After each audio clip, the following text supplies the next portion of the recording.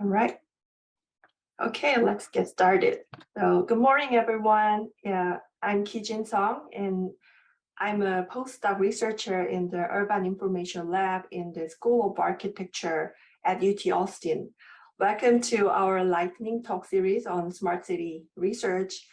And this talk series is funded through the UT's Good System project. So we invited speakers from academia, industry, and communities to share the research events and the needs related to the smart cities.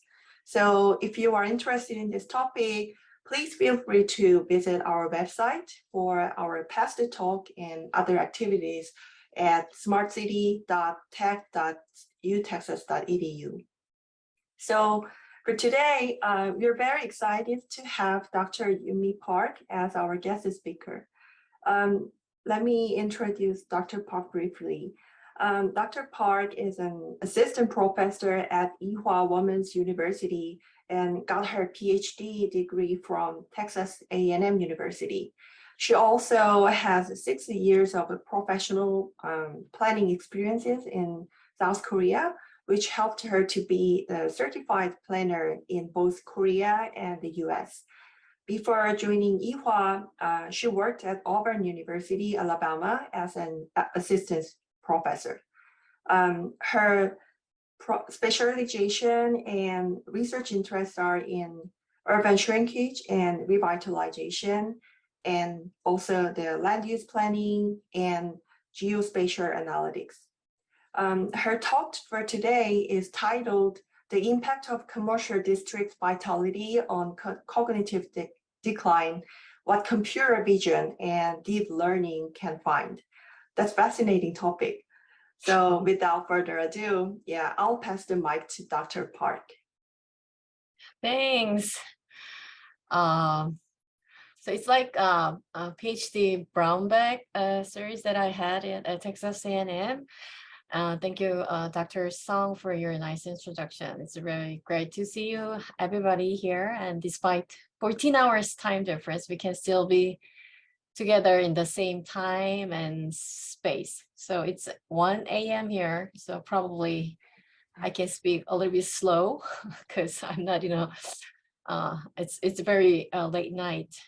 So anyhow, I want to introduce my recent research done with my PhD student here. She's here as well, the Minju Kim.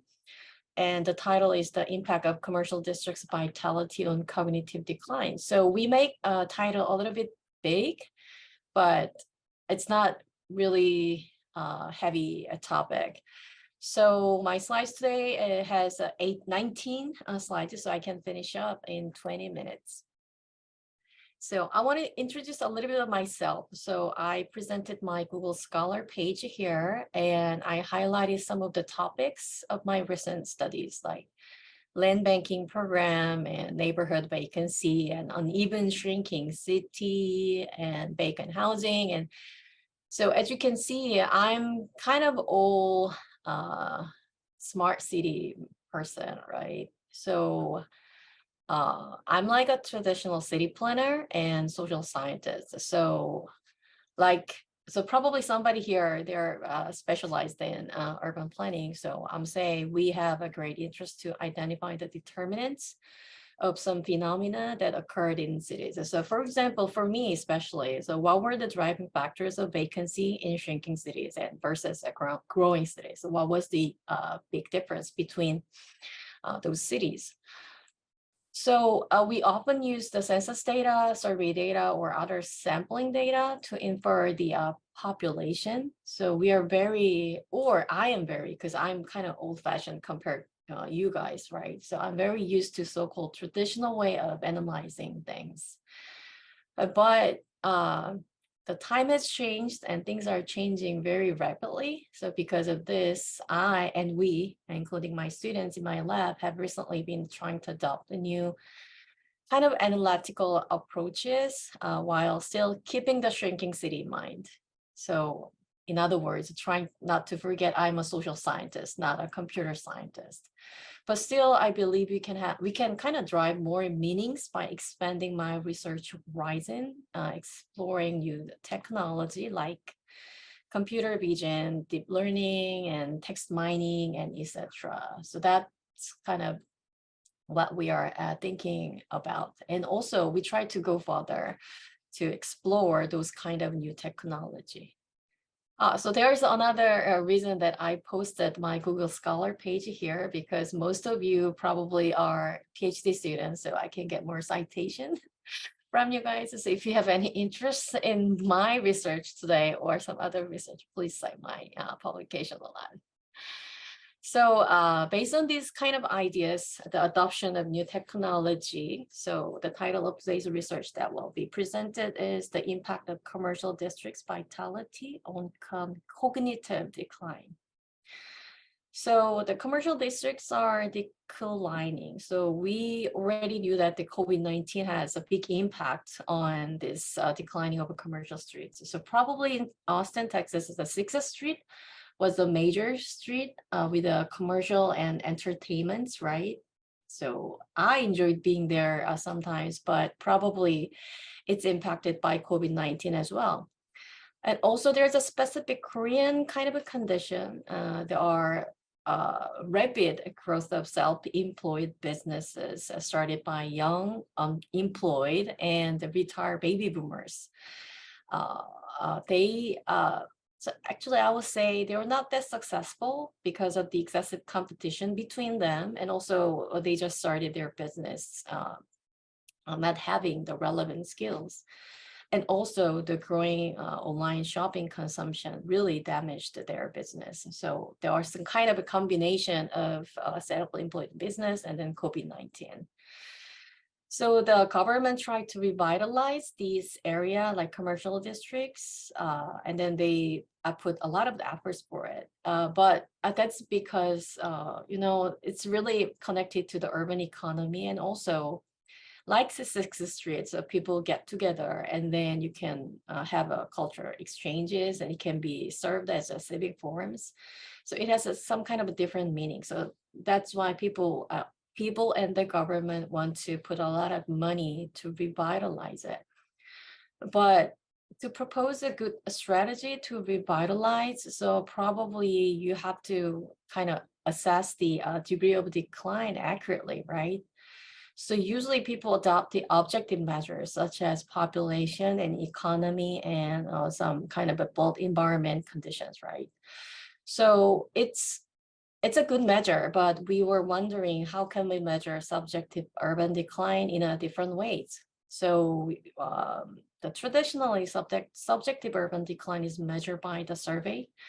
So recently I've done a survey in Detroit about the land banking and neighborhood satisfaction. So we only collected 600 responses, but it takes so much time, and then we invested a lot of money, but the sample was not that good. So usually the traditional way of survey gives you a little bit of disappointment after you have to get through all kind of difficult, how can I say, difficult things, right?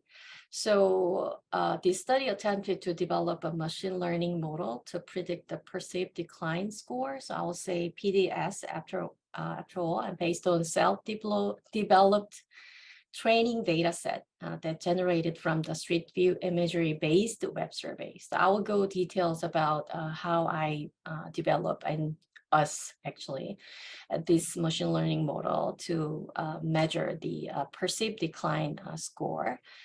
And also from this PDS, we wanted to examine how the frequently used objective measures that I introduced here are correlated with the predicted perceived decline scores. So actually this pictogram shows the two part of the major goals of this study, right, in your white left side. So I want to develop a PDS prediction model, but at the same time, I want to explore the association between the objective decline measure and my prediction score. So the literature review was done in two folds. So first of all, we tried to find out the decline in vitality indicators that's related to the commercial districts. And also we wanted to adopt, or we want to borrow some kind of methodology from CBI related studies. So we found out there are so many data sets that were made from the website surveys. And also we found a lot of CNN filters to learn how humans recognize the visual information. So for example, this semantic segmentation is one of the most popular example of the CNN filters that shows us how people can recognize the scene from these images, right? So we kind of looked at the different kinds of literature. Then we chose the Seoul as a study area. So we made a good reason or a rationale to choose Seoul as a study area, saying Seoul is a capital city, and then Seoul has 10 million citizens, 85% size of Austin, Texas, I guess. So the land is small, but we have more people. So it means Seoul can show the very variety settings of the urban environment. But honestly to say, I live in Seoul, so it was very easy to spot the scenes of Seoul. So we chose the Seoul as a commercial district, the study area. So this is the map of Seoul. So we have so many Koreans here. So probably you know where it's where. But to explain a little bit about Seoul, so we have a river in the middle, and we have a northern part and the south part. Actually, the south part is called as Gangnam. It's in a Gangnam style, right? So it's a relatively new compared to the northern part. So there are three city centers. It's called the CBD, YBD, and GBD. It has a different functions. It's actually the Central Business District is the oldest one. And the YBD, and you can find, it's a Yeouido Business District, and you can find a lot of financial headquarters over there. And then GBD is Gangnam Business District, and you can find the very mixed functions there. And our unit of analysis, in other words, the commercial district has three types, like a main street, neighborhood commercial, and then traditional market. So actually the neighborhood commercial is a little bit kind of different from the American context, but the neighborhood commercial means, so this is the kind of exemplary scene of neighborhood commercial. So you will see a little bit of retails in the first floor, and then you will see some of the residential good functions on top. So you will see a mixture of commercial and the residential at the same time. So probably you have more interest into how to the way to develop this prediction model. So first of all, we collected this SVI data from the Google API, using Google API. And then first of all, we collected 10,000 images, but there are so many unsuitable images that shows the huge road without any buildings or people. Or sometimes you can find a picture that only shows the inside of buildings or site construction sites or trails. So that does not really shows the neighborhoods. So we filtered out those unsuitable images, and then initially we got 2,840 images of Seoul.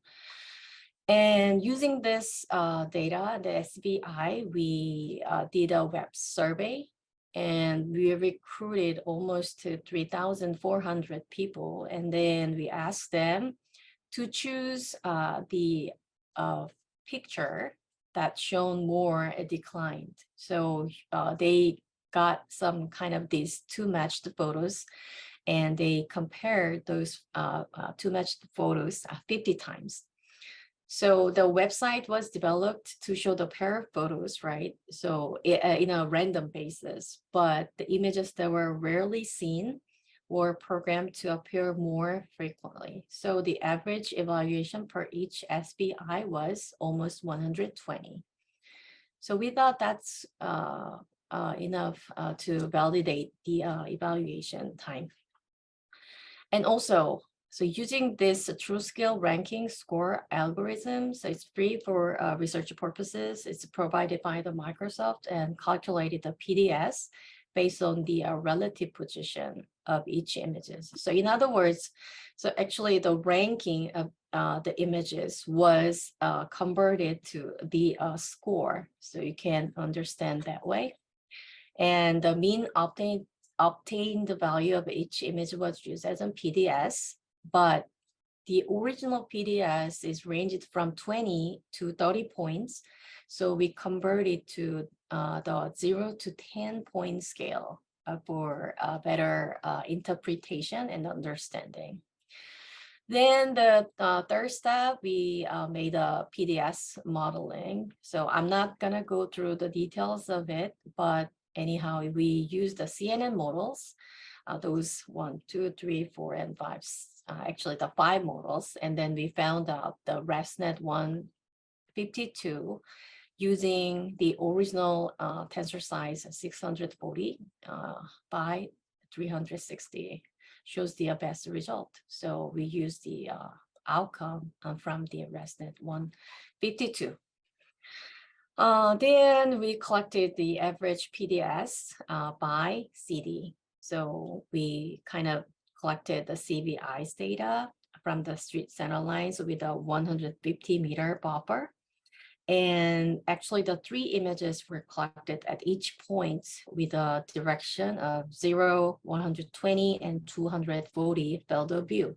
Because, you know, so people can see the 360, so we try to retrieve 3 images to show the whole images at one point. And also, as you can see, we made a buffer like this. And if the buffer does not cover more than half of the whole commercial streets, we excluded those commercial streets as well, because we don't think that kind of data cannot really represent the whole image of commercial district. And also, there are some other things that you need to think about, the seasonal difference. So Korea has 4 seasons, and usually the spring, it looks great because there are so many trees and everything. But in the fall or winter, there's no green leaves over there. So it can affect the perception of it. So anyhow, after all, we got the PDS score by commercial district. We collected 1,353 images from the commercial streets. So to examine the association between the PDS perceived decline score and the other objective measures of urban decline or the commercial district's vitality, we use a spatial lag model. So we found that the average PDS was 5.32 out of a 10-point scale.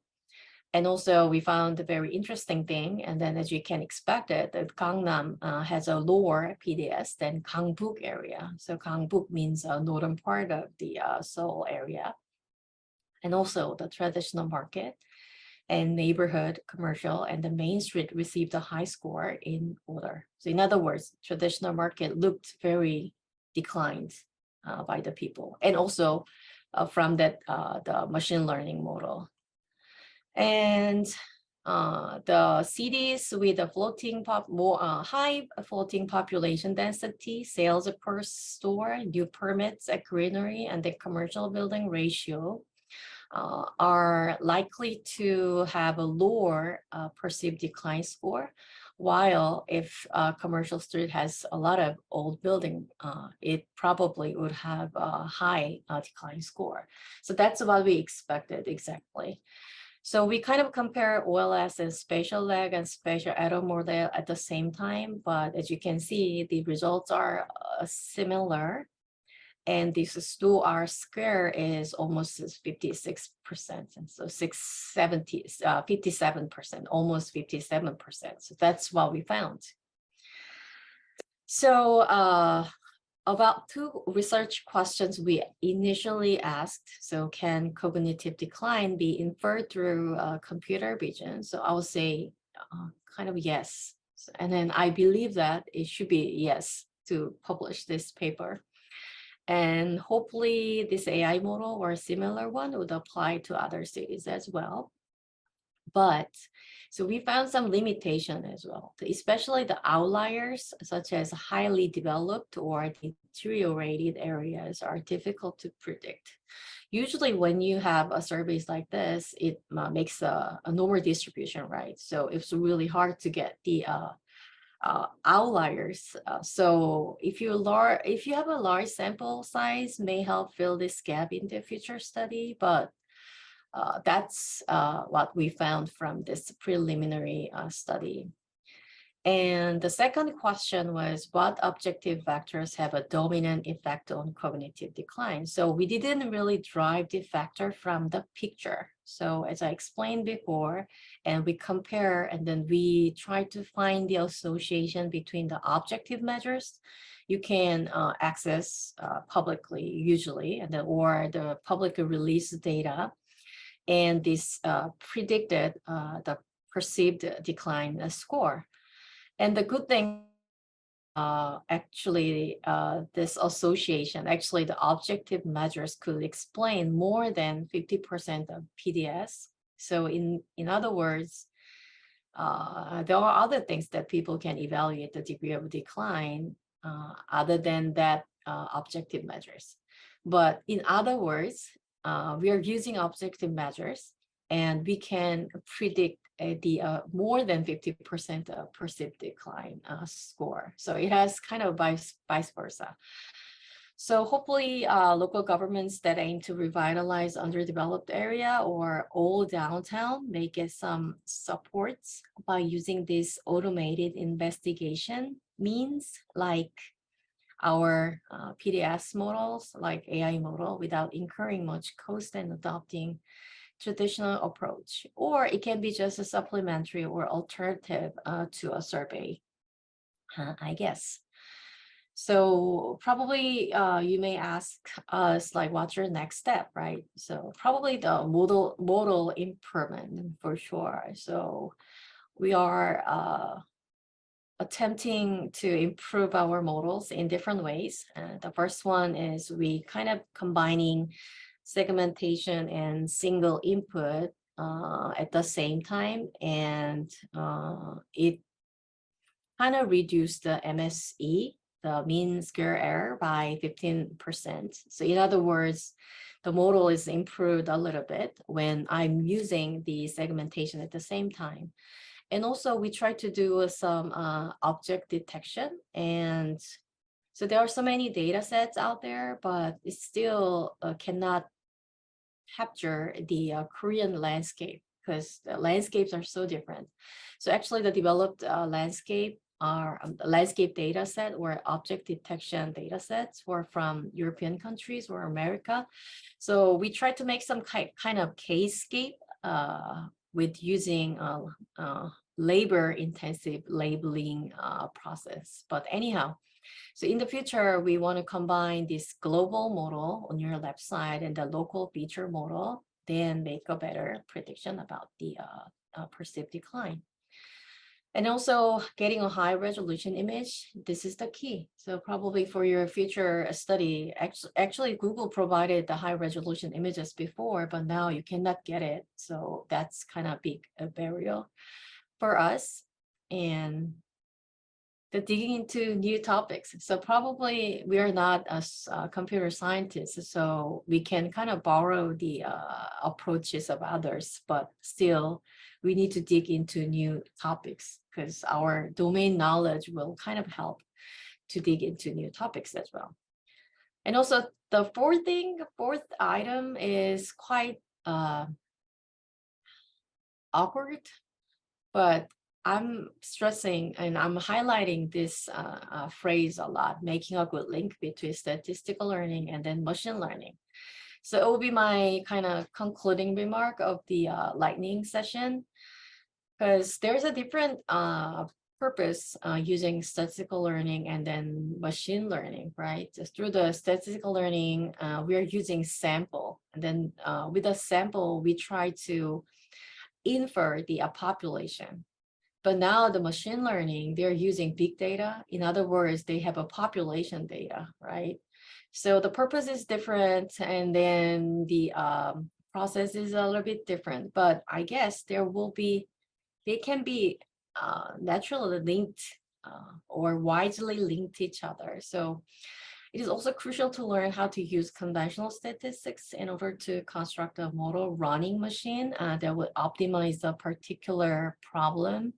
So I'm taking example like with the machine learning, prediction is much more important to find the driving factor, right?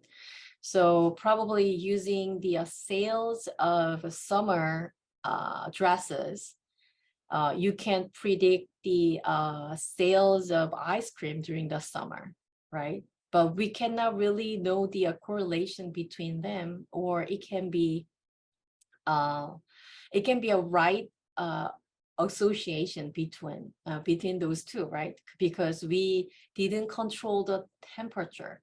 But still in the machine learning, it doesn't really matter, right? Because if you can't predict the sales of ice cream, you don't really care about your X or independent variable. So that's why I highlight the finding out the assumptions or the particular problem that you want to solve with different kinds of or different sorts of approaches. So social science frequently faces research issues that call for the analysis of conventional tabular data like census data, but you can come up with new solutions to current challenges by taking a fresh look at them. So I'm on time, right? So we have 3 minutes left. So do you have any question? Thank you so much, Dr. Park.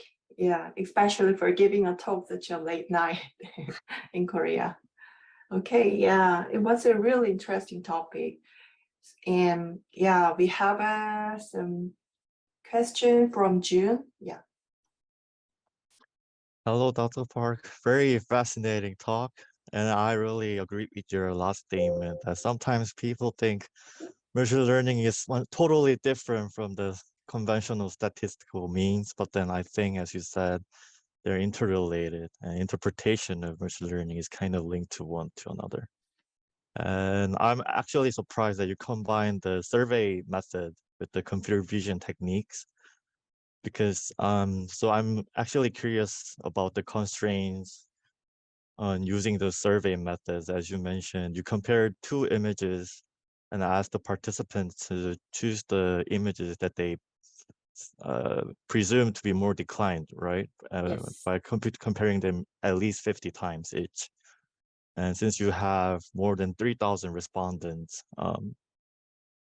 I'm very curious of the resources and constraints you might have faced during this process. Yeah, actually, it was funded by the National Research Foundation of Korea. So I could have some kind of money to do a survey. But this is kind of my first time to do a computer vision survey and then computer vision work. So I didn't know that I would have more than, I should have a large pictures to do it. So we thought mathematically, we thought 2,840 was okay. But as I mentioned in PDS modeling, we should augment the data from 2,540 to almost 3,500.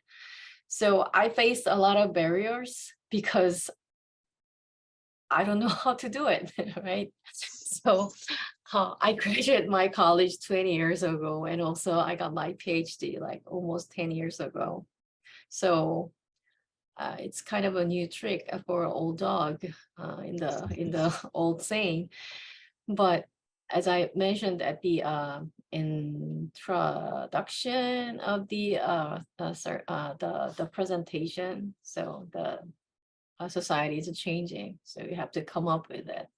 But anyhow, the money is the problem, right? So actually, to make this website, especially that random sampling things, we got an help and an aid from the programmer. because the picture was designed to be shown randomly, but if you run like 100 times, 200 times, you will see a specific picture appeared more frequently. So we programmed it to get every picture or every SBI has the same amount of evaluation. Thank you. Thanks. Maybe we have one colleague specialized in computer vision in our lab. Maybe we Oh, should yeah? share, ask him to do something similar. I will write a letter to him. So I'm Thank you. curious, like, do you have any electricity problem in Texas, like the UT Oh no, the Austin? lightning is just getting off. If there's like there's like capturing the motion sensors. So if I'm just staying here Gotcha. watching my monitor, the Gotcha. light just turns off. So I thought UT Austin is suffering from the electricity or some funding issues. Not like Texas A&M. Great question. Do you have any questions? I actually have one question, Dr. Park. So it's also related to the sampling. So you mentioned that you collected the sample as a random sampling. So I'm roughly guessing the perception on some urban environment may be different by some demographic characteristics. Although Koreans do not have much racial variation, but in age group, for example, I guess old people could more familiar with them or some urban commercial environment than young folks. So I think that can be some kinds of make different result. So do you have any thought on that? Oh, yeah, actually the Dr.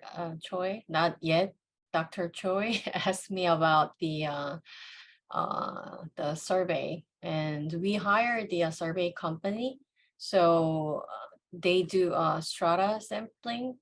So age was, I have a graph about the age distribution and then median distribution, median income distribution, and the gender distribution. I cannot find it right now, but it's kind of evenly distributed, and then median income was like a Korean median household income. It was similar to the median household income. So we asked them to do strata sampling, not just random sampling. Just random sampling. So actually the picture was shown as a random, but the respondents were collected based on that strata. Thanks. Thank you. Thanks. Any other question? All right, I can see. Thanks. Okay, yeah. I think it's already time's up. So yeah, I want to stop here. I'm going home. Yeah, if you have any more questions, please feel free to reach out to Dr. Park directly. Dr. Park, can you Sure. write your email address on the chat? Yeah, and if you miss it, then yeah, maybe you can feel free to send us an email. We'll be happy to connect with you with Dr. Park as well. Yeah. Thank you so much, Dr. Park, for your wonderful talk. And we'll post the videos on our website soon. If you are interested in the future talk, and yeah, we are also welcome to visit our website at smart.tech.utexas.edu to see our past recordings and other informations for the future talks. So thank you everyone for joining the talk, and have a wonderful weekend. Thank you. Yeah, have a good weekend. It was so nice to meet you all. Bye.